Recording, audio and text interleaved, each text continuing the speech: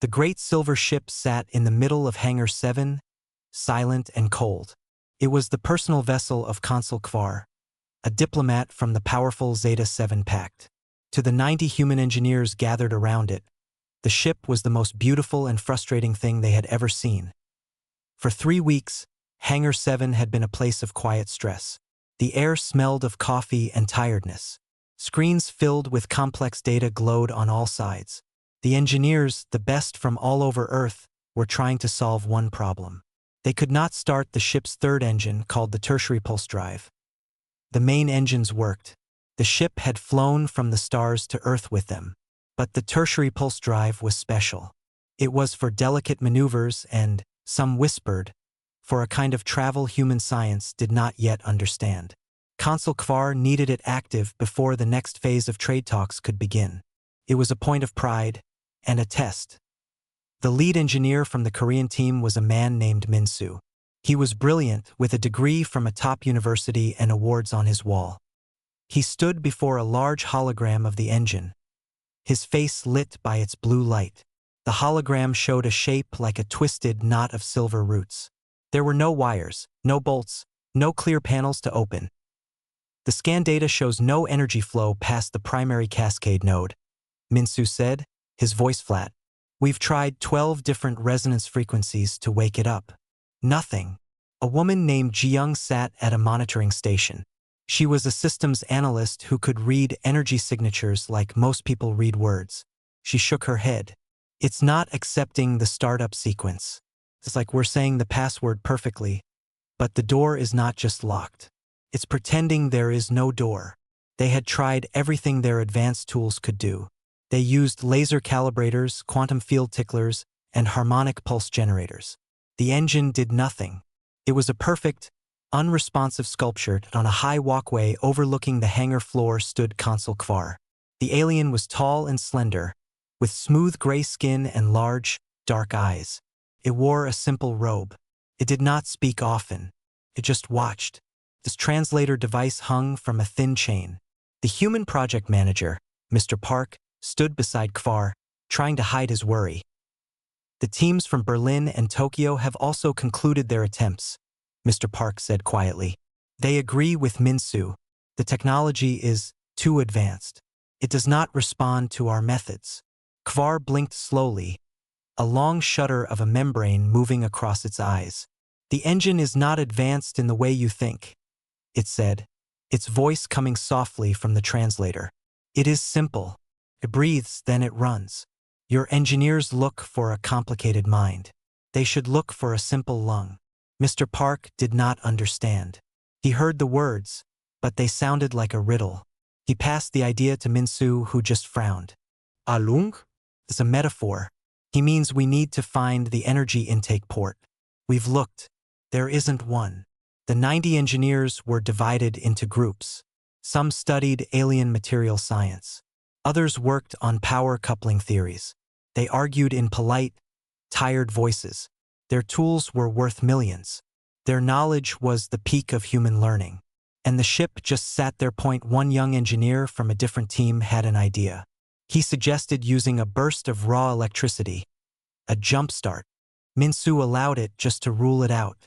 They connected thick cables. The surge of power was huge. For a second, a single tiny light on the engine's surface flickered a pale green.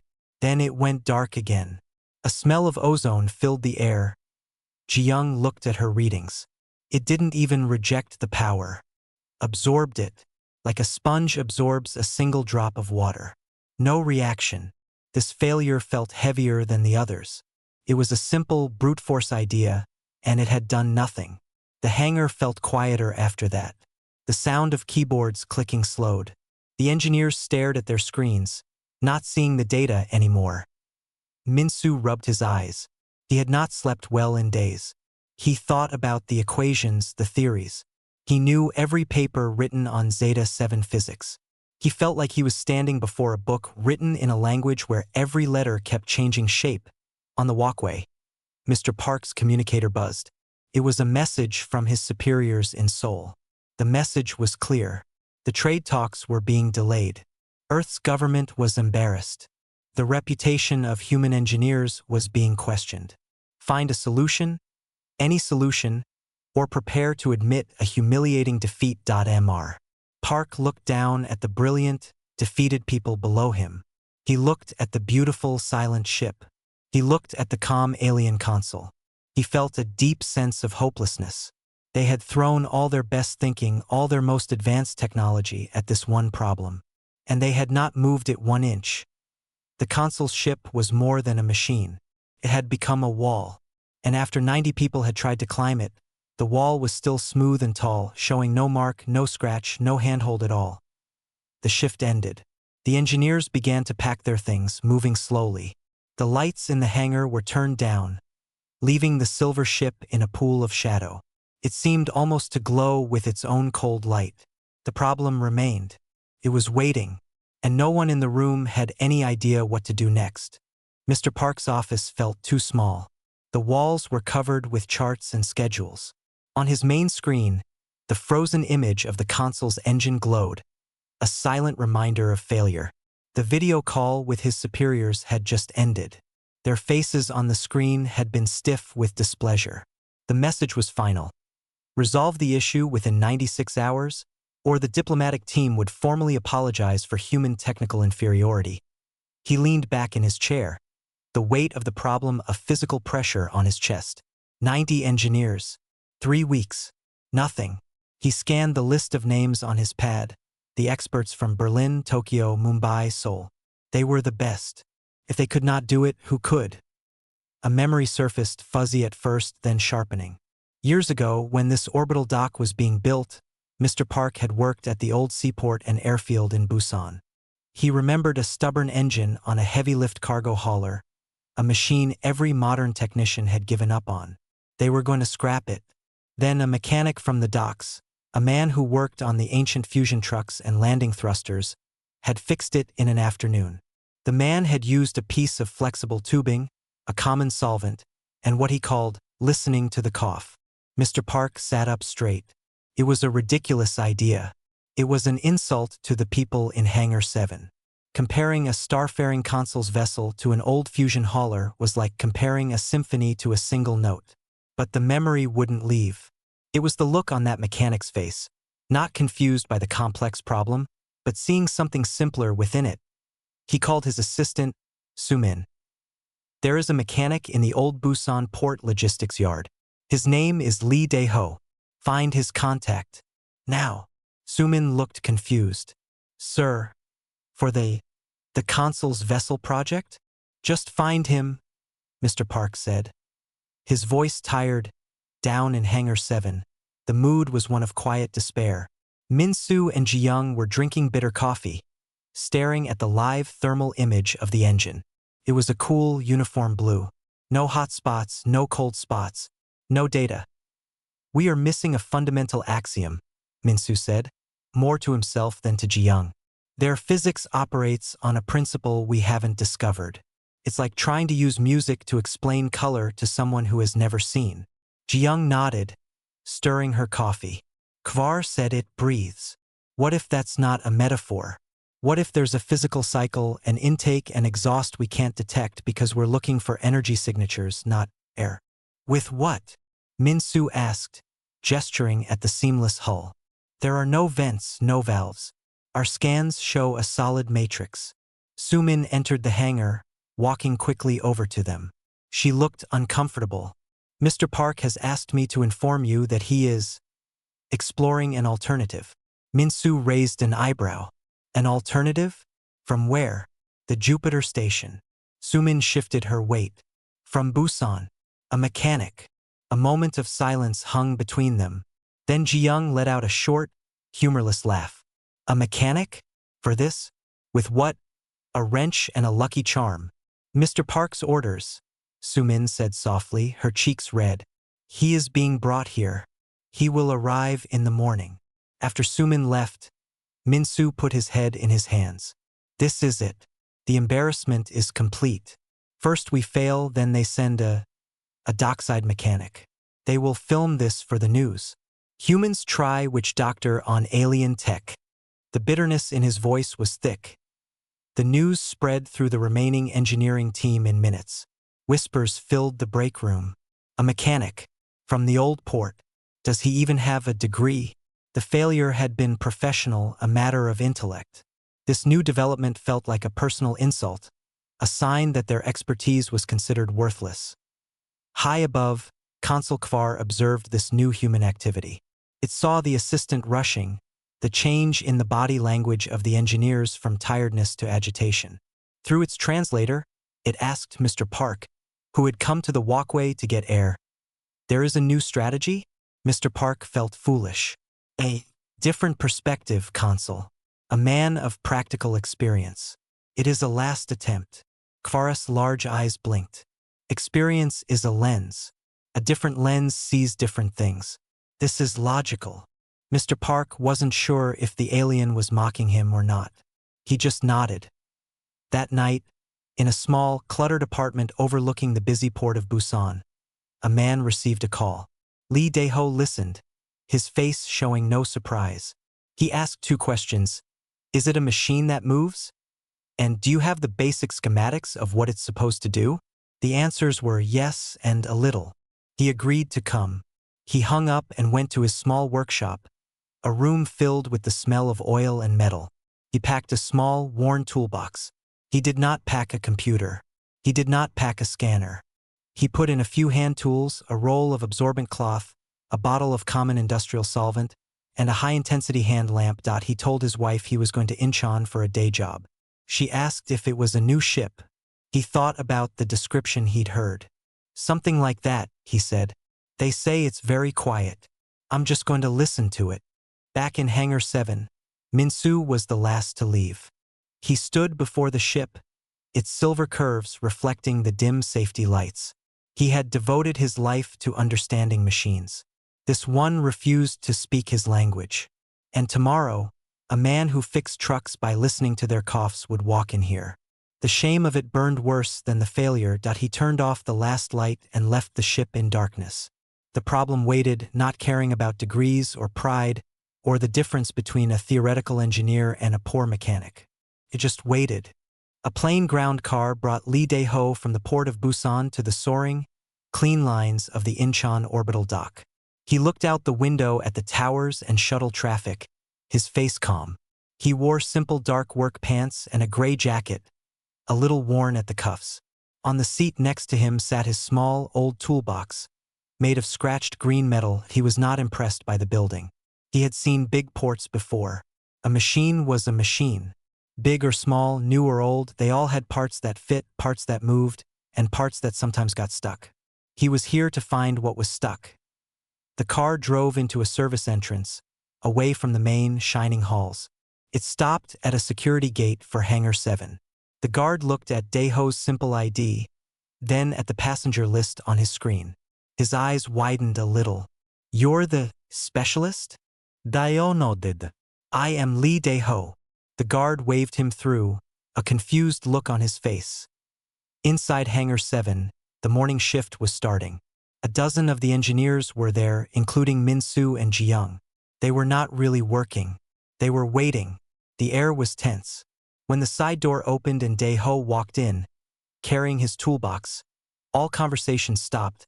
He looked like he did not belong. His clothes were clean but simple. His shoes were practical boots, not the soft smart shoes the engineers wore. He looked around the hangar, his eyes passing over the people and the glowing screens, and landing on the ship. He looked at it for a long moment, not with confusion or wonder, but with a kind of quiet focus, like a doctor seeing a patient. Mr. Park came forward, trying to look professional. "Mr. Lee, welcome. Thank you for coming. This is the vessel." Dae-ho gave a small bow. "Thank you for the call." He did not look at the engineers. He started walking toward the ship, his eyes on the silver hull. Min-soo stepped into his path. He could not stop himself. "Do you have any background in xenotechnology or quantum field mechanics?" His voice was polite but cold. Dae-ho stopped. He looked at Min-soo. "No," he said simply. "Do you understand the principles of reactionless propulsion?" "No." Ji-young joined them, her arms crossed. "Then what is your plan?" What will you do that 90 experts could not? Daeho shifted his toolbox to his other hand. He looked past them at the ship again. I will look at it. Look at it. Minsu repeated, his voice rising slightly. We have scanned it with every instrument known to science. Daeho nodded, as if this was a reasonable thing to say. Then maybe it does not want an instrument. Maybe it just wants a look. He walked around Minsu and continued toward the ship. The engineers watched him, a mix of anger and pity on their faces. This was a joke. A sad, final joke before they admitted defeat. Daeho reached the ship. He did not go to the main terminal where all the holograms and data were. Instead, he walked right up to the hull, near the rear where the tertiary engine was housed. He put his toolbox down on the clean floor with a soft clank. He did not open it. First, he just looked. He walked in a slow circle around the engine housing. He tilted his head. He was not looking at it as a magical thing. He was looking at it as a piece of metal that had been in space, that got hot, that maybe cooled down. He was looking for the story. The engineers and Mr. Park watched from a distance. Consul Kvar observed from the high walkway, its posture still and attentive. After his circle, Daeho did something no one else had done. He got very close to the hull. He leaned in, his face only a hand's width from the smooth silver surface. He was looking at the surface itself, not the shape. He was looking for marks, for stains, for anything that was not perfect. He saw it. Pattern. It was very faint. Along a curved section of the housing, where the silver seemed to flow like liquid, there were lines. They were not a design. They were a slight discoloration, a tiny shadow of brown and gray, like the ghost of a fingerprint. They followed a path, like the ribs of a leaf. They were so faint that the bright scan lasers and hololights had washed them out. You had to look with the naked eye, from an angle, with the light just right. Daeho reached into his jacket pocket and took out his small, powerful hand lamp. He clicked it on, holding it at a low angle, skimming the light across the hull. The lines became clearer under the sidelight. It was a pattern of heat and residue. He had seen this pattern before. On the exhaust manifolds of the old fusion haulers in Busan. It was a carbon scoring pattern. It happened when hot gases cooled and left a film behind, but only along the path where the gas flowed. He straightened up. He looked at the pattern, then at the seamless hull around it. There was no vent, no hole, but the stain was there. A machine that breathed would have to exhale. And if it exhaled, something might come out. And if that something met a different atmosphere, Earth's air, full of particles and moisture that alien air did not have, maybe it left a mark. Maybe it left a clog. He turned and walked back to the group. They were all staring at him. He went up to Mr. Park. It is clogged, Daeho said. A beat of silence. Then Minsu let out a sharp breath. Clogged? With what? Our scans show no foreign material. Zero particulate intrusion.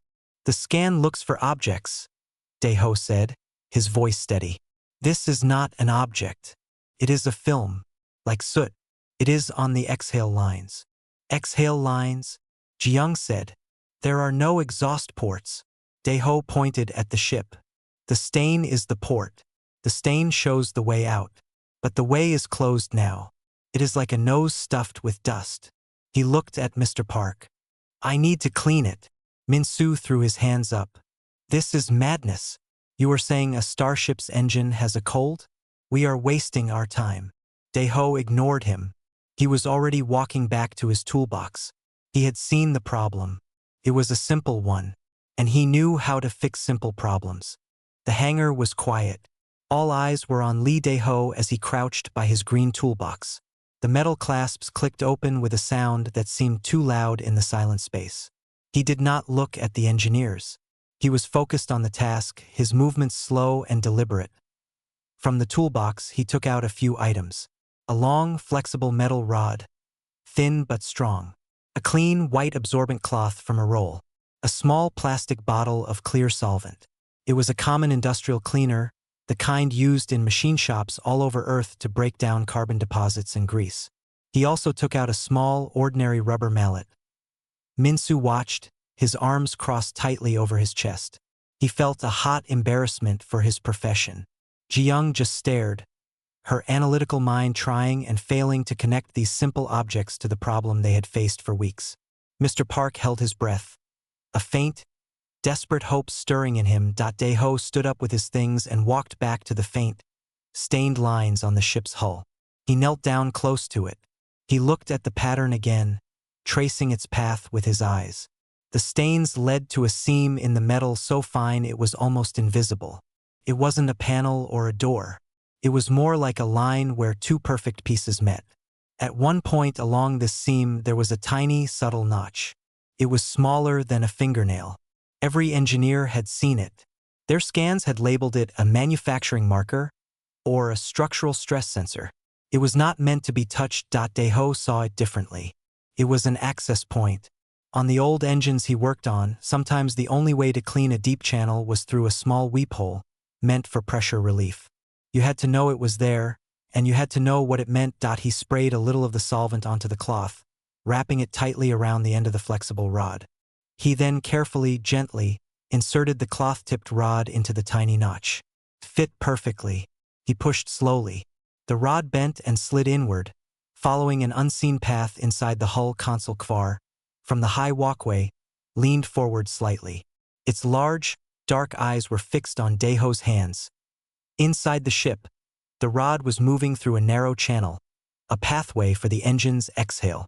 Dae-ho worked by feel, turning the rod slightly, pushing it a little, then pulling it back. He was not looking at screens. He was listening with his hands. He felt a slight resistance, a soft grime. He pushed through it gently. After a moment he pulled the rod back out. The white cloth was no longer white. It was stained with a fine, gray-black powder, like crushed charcoal. He showed it to no one. He simply set the dirty cloth aside, took a fresh piece, applied more solvent, and repeated the process. He did this 6 times, each time inserting the rod at a slightly different angle, following the branching pattern of the stains on the hull. Each time, the cloth came back dirty. The engineers watched, mesmerized against their will.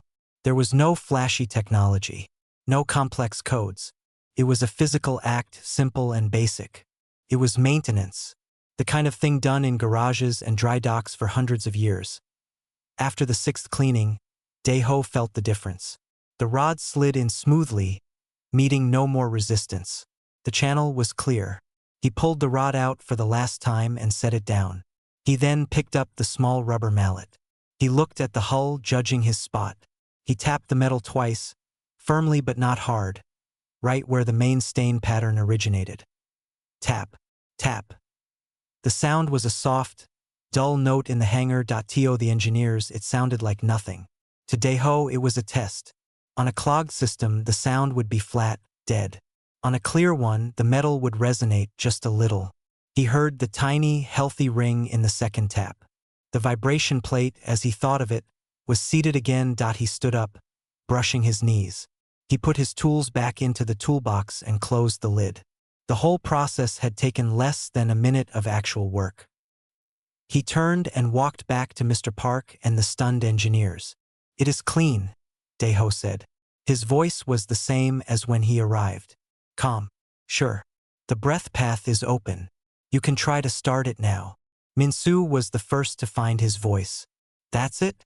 You poked a stick into it and hit it with a hammer, and you think you've fixed an interstellar pulse drive?" Dae-ho looked at him. The engine was choking. It is not choking now. The start sequence would not work because the first step, the exhale, could not happen. It is like trying to shout with a hand over your mouth. Ji-young was staring at the dirty cloths on the floor. The gray powder was alien, but the concept was terribly, beautifully familiar. Carbon buildup. Atmospheric contamination. She looked from the cloths to the faint stains on the hull, and her mind made the connection. The stains were the map. He had read the map.mr. Park looked from Dae-ho to Consul Kvar on the walkway. The alien was perfectly still. Mr. Park's mouth was dry. He nodded to Ji-young, who was closest to the main control console. "Run? Run the primary ignition sequence." Ji-young hesitated. She looked at Min-soo, whose face was a storm of doubt and anger. She looked at Dae-ho, who simply waited. She took a deep breath and walked to the console. Her fingers, which had typed so many complex commands, now hovered over the simple, physical start button. The one they had pressed dozens of times before to no effect. She pressed it. For a second, nothing happened. The same silent disappointment began to fill the hangar. Minsu closed his eyes. Then, a deep, low hum began. It was not a sound from a speaker. It was a vibration that came from the ship itself, felt in the floor and in the chest. Lights, soft and amber, began to glow along the seams of the tertiary engine housing. They pulsed slowly, rhythmically, like a steady heartbeat. The hum grew deeper, stronger, more harmonious. It was the sound of a giant machine waking up, breathing easily, and finding its rhythm. The hum filled the hangar, a deep and living sound. The amber lights pulsed in a gentle, steady rhythm along the silver hull. The ship was no longer a silent sculpture. It was awake. For a long moment, no one moved. No one spoke. They all just stared, feeling the vibration in their feet and hearing the new sound in the air. It was the sound of success, a sound they had stopped believing they would ever hear. Ji-young's hand was still on the console. She slowly pulled it back, as if the button was now hot. She looked at the readings flashing on the screen in front of her. All the indicators, which had been flat and red for weeks, were now glowing a steady green. Energy flowed in clean, powerful curves across the display. The tertiary pulse drive was online. It was nominal. It was perfect. Minsu opened his eyes. The anger and doubt on his face melted away, replaced by pure shock. His mouth hung open slightly. He looked from the softly glowing ship to the simple mechanic standing nearby. He looked at the dirty cloths on the floor, the simple tools. His brilliant mind, trained in the most complex theories, scrambled to understand. Couldn't. The proof was humming right in front of him. Mr. Park let out a breath he didn't know he was holding. A wave of relief was so strong it made him dizzy. He put a hand on a nearby railing to steady himself. He looked at Dae-ho, who was just watching the ship with a quiet, satisfied expression, like a gardener watching a plant finally bloom after some careful watering. Then, the hangar erupted. Engineers who had been slumped in chairs just minutes before were now on their feet. A cheer started, hesitant at first, then loud and full of joy. They clapped, they shouted, they hugged each other. The 3 weeks of tension broke like a dam. They had done it. Then, in the middle of their celebration, they paused. They turned. The cheers softened into a murmur of awe and confusion. All eyes moved from the ship to the man in the simple work clothes. Dae-ho did not seem to notice the attention. He bent down, picked up his dirty cloths, and put them in a small disposal bag from his toolbox. He wiped his hands on a clean rag. He was finishing his job. High on the walkway, Consul Kvar moved. It turned and walked smoothly down the staircase to the main hangar floor. The engineers parted for the alien diplomat, their celebration becoming a respectful silence. Kvar walked past the control console, past Minsu and Ji-young, and stopped directly in front of Lee Dae-ho. Dae-ho straightened up and gave a small, polite bow. Kvar looked at him, its large dark eyes unreadable. Then it spoke, its translated voice calm in the humming air. "You saw the story." Dae-ho waited. "The others?" Kvar continued, its head tilting slightly toward the crowd of engineers. "They heard only the words they wanted to know. They asked the engine for its name, its history, its secrets. You did not ask it a question." Kvar paused, as if choosing the right human words. "You looked at its face. You saw it was not speaking. You looked for why. You saw the dust on its lips." The alien made a slow gesture toward the faint stains on the hull. "You cleaned it. Now it can speak again." The explanation was so simple. It echoed in the silent hangar. Minsu felt the words like a physical blow. They heard only the words they wanted to know. He had wanted to hear the language of quantum fields and advanced physics. The engine had been trying to say it needed to exhale. It had been saying it with a stain. Dae-ho nodded. "It is a good machine. It just needed a clear throat." A sound almost like a soft sigh came from Kvar's translator. It might have been the alien equivalent of a laugh. A clear throat. Yes. It looked at Daeho's toolbox. Your lens is a practical one. It is a valuable lens. My people sometimes forget to look through it. The consul then turned to Mr. Park. The engine is ready. The agreements may proceed. You have my thanks. The thanks were clearly meant for the human effort, but Kvaris' glance back at Daeho made it clear where the greatest credit lay. With that, the consul turned and walked back toward the staircase, leaving the humans in the wake of the humming engine. The spell was broken. People began talking again, the noise rising in excited waves. Senior officials rushed onto the floor, clapping Mr. Park on the back, shaking hands with Min-Soo and Ji-young. A man in a suit approached Daeho, a wide smile on his face. Mr. Lee, incredible. Simply incredible.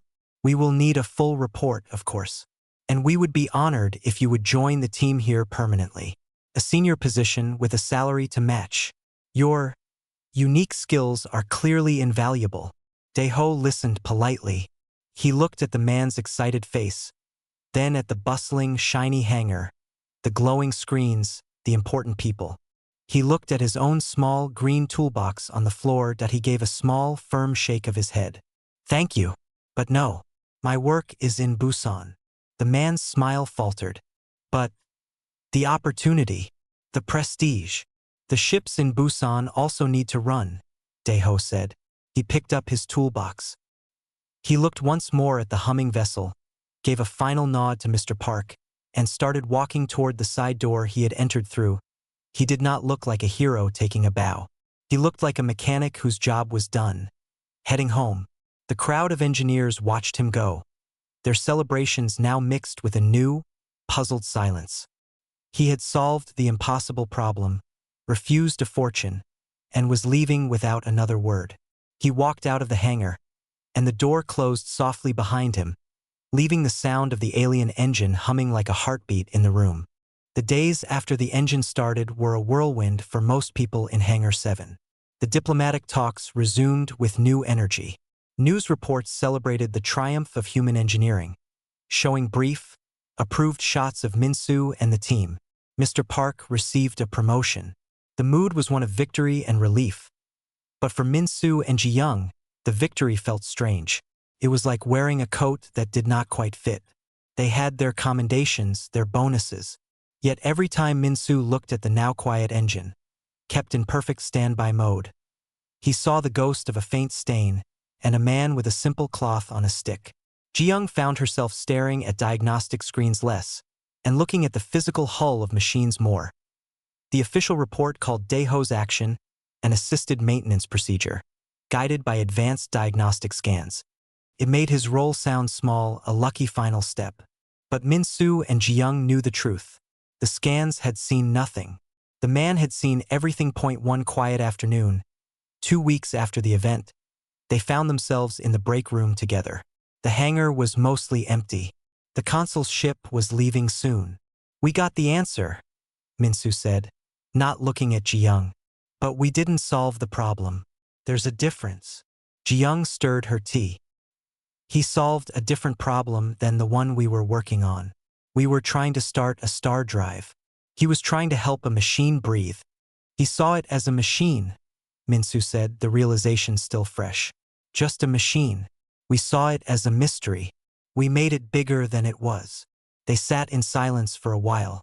Then, without really discussing it, they decided to go. They needed to see. They needed to understand the lens. The trip to the old port in Busan was a journey from the future to the past. The Incheon orbital dock was all sleek curves and silence. The Busan logistics yard was noise, salt air, and the solid smell of fuel and rust. Towering, old-style fusion haulers sat on landing pads, their hulls scuffed and stained. The sounds were of clanging metal, shouting workers, and the deep throb of engines being tested. They asked for Lee Daeho. A foreman pointed a greasy thumb toward a large, open hangar bay. Daeho? He's in there, on the Gyeongbok. The Gyeongbok was a cargo hauler that looked like a giant, worn-out metal whale. Its rear engine housing was open, and a figure was half inside it, lit by a dangling work light. It was Daeho. He was wearing the same kind of simple work clothes. The song of old tools echoed from the bay. Minsu and Jiyoung stood at the entrance, feeling out of place in their clean, smart clothes. They watched him work. He was not rushing. His hands moved with a sure, gentle precision. He would tap a component with a wrench and listen.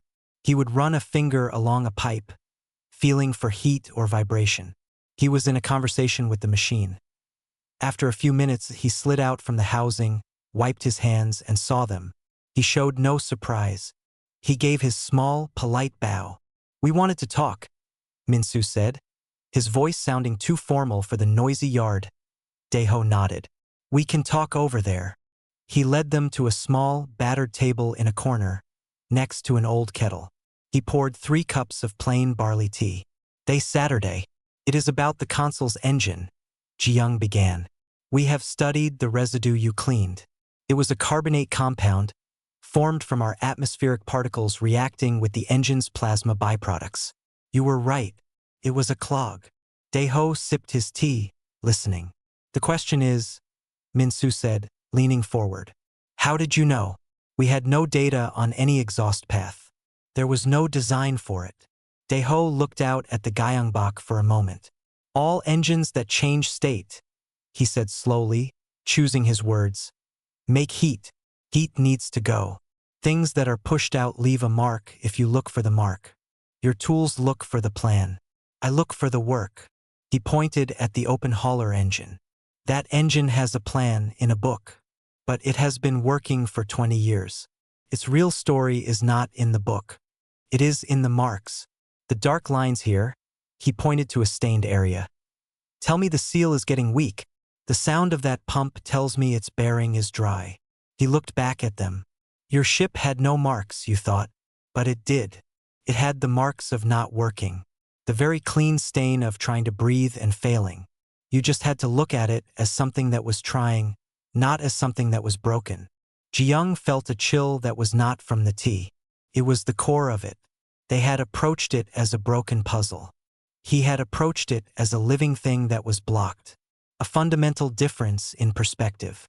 "But the tools," Minsu said, gesturing weakly. "The rod, the solvent. How did you know they would work on alien material?" Daeho almost smiled. "A clog is a clog. Water, oil, star gas. If it sticks, a gentle solvent and a soft push will usually move it. The tool is not what matters. Knowing where to push is what matters." It was devastatingly simple. It was not magic. It was not secret genius. It was the accumulated knowledge of a lifetime of fixing things, applied without fear or awe to a new thing. They finished their tea. The noise of the yard was a comfortable blanket around them. Minsu finally asked the question that had been burning in him. "Why did you not stay? You could have had anything." Daeho looked around his workplace, at the huge, simple machines that fed and supplied cities. "This is my work. The ships there," he nodded toward the sky. "They have you to think for them. These ships here, they need me to listen to them. It is a good balance." He stood up. His break was over. There was a pump on the Gyeongbok that needed listening to. Minsu and Jiyoung stood too. They thanked him for the tea. As they walked out of the noisy hangar bay, back toward their world of silent screens and clean air, the sounds of Daeho's tools followed them. A steady, honest rhythm of practical care.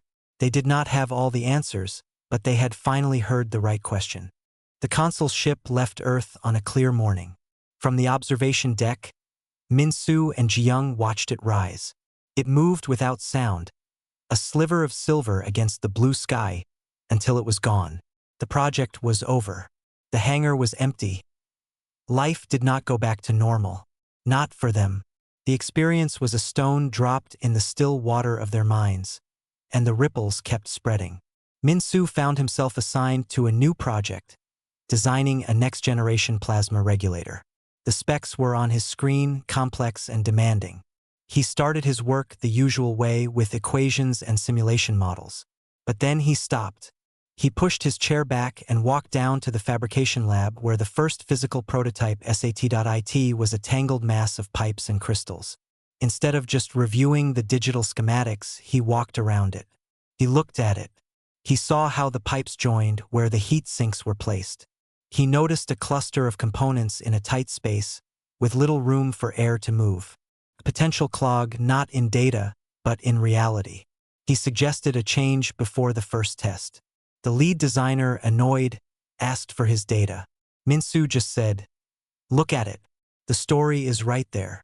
The change was made. The first test ran 15% cooler than projected.